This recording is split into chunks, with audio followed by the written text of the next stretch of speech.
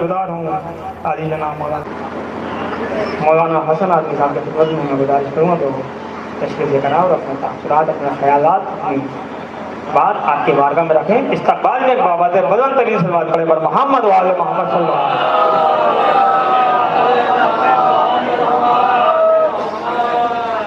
السلام علیکم.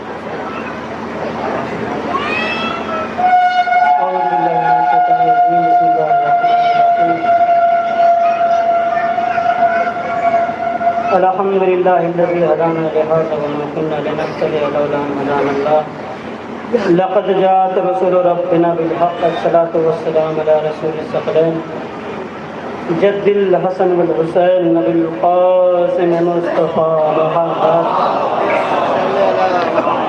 وعلى الطیبین الطاہرین المعصومین المظلومین ولعنة اللہ علی اعدائهم اجمعین من الان الى قیام یوم الدین.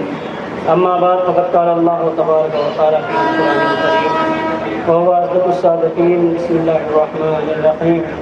إنا لله وإنا إليه راجعون. صلوات على محمد وعلى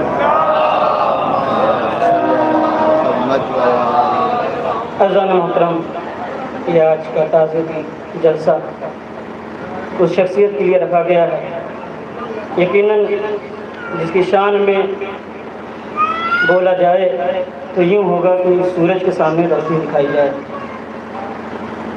کیونکہ رہبر معظم اس شخصیت کا نام ہے جس نے اپنا سب کچھ قربان کر دیا. شیعت کے لیے نہیں، جملے پہ توجہ دیں گے. رہبر معظم اس شخصیت کا نام ہے کہ جس نے اپنا سب کچھ قربان کر دیا، صرف شیعت کے لیے نہیں بلکہ انسانیت کے لیے. انسانیت کے لیے آپ دیکھیں آج میں نے جس آیت کو اپنا عنوان کلام قرار دیا ہے چند منٹوں کے لیے، یہ عموماً آیت ہر بچوں کو یاد ہے. یہ آیت عموماً اس وقت پڑھی جاتی ہے جب کوئی ہمارے درمیان سے چلا جاتا ہے. بے شک سب اللہ کی طرف سے آئے ہیں، سب اللہ کے لیے ہیں اور سب کو پلٹ کے وہیں جانا ہے.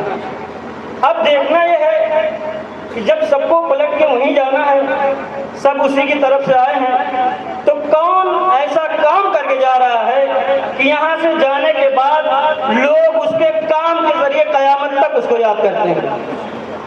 تو پوری کائنات میں یہ رہبر معظم ایک ایسی شخصیت ہے کہ جو دنیا سے جانے کے بعد دیکھیں ہر آدمی جب تک دنیا میں ہے پہچانا جاتا ہے، لوگ اس کے کام سے اسے پہچانتے ہیں، لوگ اس کے نام سے اسے جانتے ہیں. لیکن جیسے ہی دنیا سے گیا لوگ اس کا کام بھول جاتے ہیں، لوگ چند دن اس کو یاد رکھتے ہیں، چند دن کے بعد اس کا نام بھی بھول جاتے ہیں. لیکن رہبر معظم ایک ایسا نام ہے کہ جس کو دنیا سے جانے کے بعد لوگ اس سے زیادہ جان گے کہ وہ دنیا میں موجود تھا. لوگ اس سے زیادہ لوگ پہچان گئے کہ جب وہ دنیا میں موجود تھے. آج پوری دنیا میں ہر انسان، صرف مسلمان صرف شیعہ نہیں، ہر انسان جس کے دل میں انسانیت کا دل ہے، ہر انسان رہبر معظم کے لیے احتجاج کر رہا ہے. آخر کیوں کر رہا ہے؟ احتجاج کیسے کسے ہیں؟ احتجاج بھائی یہی تو ہے. احتجاج کہتے ہی اسے ہیں کہ ظالم سے بیزاری کی جائے، مظلوم سے حمایت کی جائے. آج اگر کوئی قوم اگر احتجاج کر رہی ہے رہبر کے لیے تو اس کا مطلب کہ رہبر کے لیے نہیں کر رہی ہے، وہ قوم اپنے آپ کا ایک نشان بتا رہی کہ دیکھو میں مظلوم کے ساتھ کل بھی تھا، آج بھی مظلوم کے ساتھ ہوں. ظالم کی کل بھی مخالفت کر رہا تھا، آج بھی ظالم کی مخالفت کر رہا ہوں. اور اگر آج اس احتجاج میں کوئی رکاوٹ بن رہا ہے تو اس کا مطلب اس کا تعلق ظالم سے ہے، مظلوم سے نہیں ہے. ایک صلوات پڑھیں محمد و آل محمد. اب چاہے وہ اپنا ہو چاہے وہ غیر ہو، چاہے جو اس احتجاج کو اگر روکنے کی کوشش کر رہا ہے، اس میں رکاوٹ بن رہا ہے، تو اس کا مطلب اس کے رکاوٹ بننے سے، اس کے روکنے سے رہبر کا کچھ بن بگڑ نہیں جائے گا. توجہ دیں گے. اس کے رکاوٹ ڈالنے سے احتجاج میں رہبر کا کچھ بن بگڑ نہیں جائے گا، بلکہ اس کی اصلیت کا پتہ چل جائے گا کہ یہ رہبر کی مخالفت نہیں کر رہا ہے، یہ مظلومین کی مخالفت کر رہا ہے اور ظالم کی حمایت کر رہا ہے. آپ مجھ سے زیادہ سوشل میڈیا پہ دیکھ رہے ہیں آج کل بہت سارے لوگ ایسے نکل آئے ہیں، یہ نہیں کرنا چاہیے، یہ کرنا چاہیے، یہ نہیں کرنا چاہیے، یہ کرنا چاہیے، حالانکہ ان لوگوں کا پیٹ بھی اسی ممبر اور اسی محفل سے پل رہا ہے۔ ایسے لوگ ہیں جن کا پیٹ بھی اسی ممبر اور محفل سے پل رہا ہے، اور یہی لوگ اس عالم دین کی مخالفت کر رہے ہیں جس کو پروردگار عالم نے یہ شرف بخشا کہ دنیا میں بھی عزت دار ہے، آخرت میں بھی عزت دار رہے گا۔ اس کی بہترین دلیل ہے کہ آج دنیا کا ہر فرقہ، توجہ دیں گے، دنیا کا ہر فرقہ اس رہبر معظم کے احتجاج میں شریک ہو رہا ہے، اور شریک ہونے کے بعد کہہ رہا ہے دیکھو ہمارا تعلق کسی بادشاہ سے نہیں ہے، تعلق اس سے ہے کہ جو مظلومین کی حمایت کے لیے اپنا پورا گھر تباہ کر ڈالا۔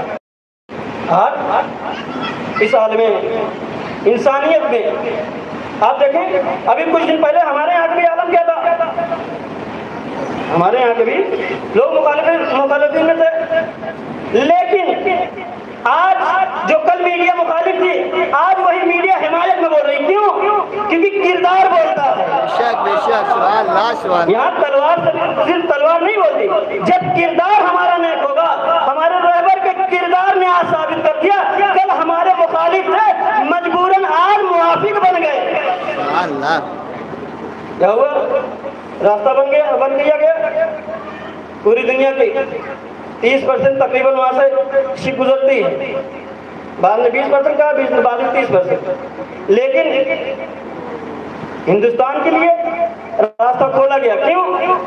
سرکار کے ذریعے سے نہیں، کیونکہ یہاں کی پبلکوں کو، یہاں کی عوام کو ایران سے ہمدردی تھی،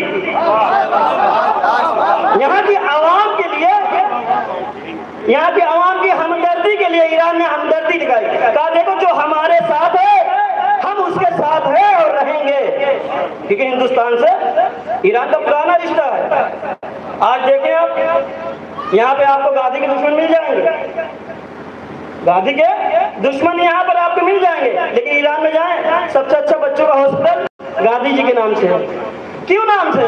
کیونکہ ایران کسی شخصیت کو راگا نہیں کرتا، جو شخصیت جیسی ہوتی ہے اس کو اس نام سے یاد کرتا ہے۔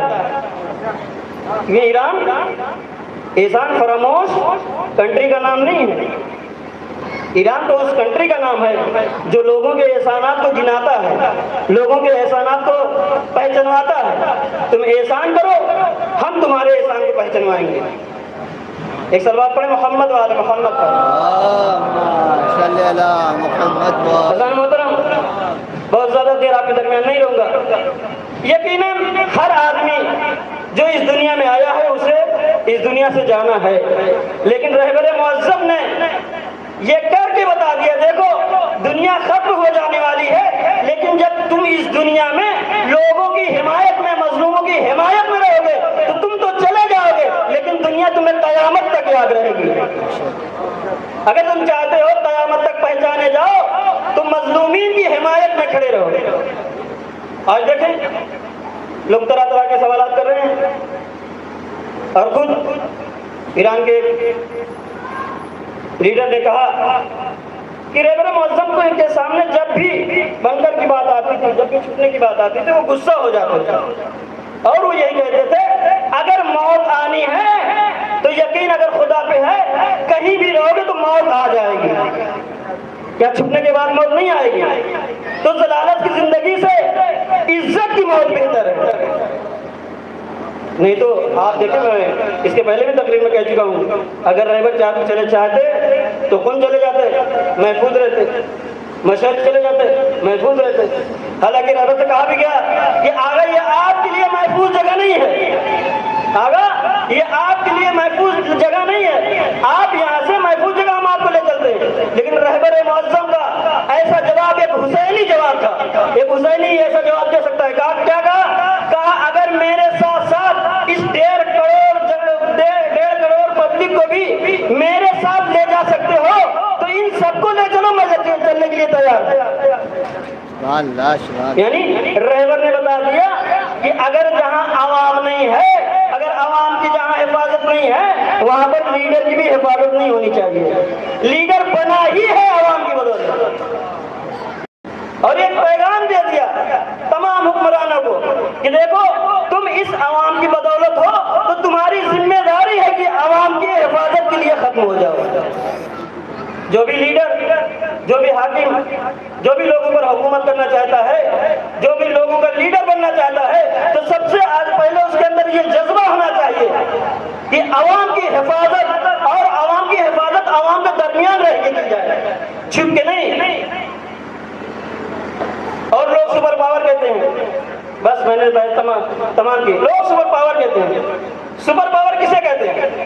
سپر پاور ہماری نظر میں صرف اور صرف اللہ ہے، کیونکہ خامنہ صاحب نے کہا جب ہمارا سر اس خالق حقیقی کے سامنے جھک گیا تو پھر اب کسی کے سامنے جھکانے کی ضرورت نہیں ہے۔ دنیاوی اعتبار سے سپر پاور کسے کہتے ہیں؟ سپر پاور اسے کہتے ہیں کہ جو کسی سے نہ ڈرے، لوگ اس سے ڈریں۔ سپر پاور کا یہ تو مطلب ہوتا ہے، دیکھیں ہر محلے میں کچھ لوگ سپر پاور اپنے آپ کو بنتے ہیں۔ کسی گلی میں کوئی بہت مشہور رہتا ہے، پوری گلی اس سے ڈرتی ہے۔ کسی صوبے میں کوئی بہت مشہور ہے، پورا صوبہ اس سے ڈرتا ہے۔ صوبہ ڈرتا کیوں ہے؟ کہا اس کے اندر اتنی ہمت ہے، اگر کوئی اس کے سامنے کھڑا ہوگا تو اس کو چوراہے پہ لا کے کھڑا کر کے مارے گا۔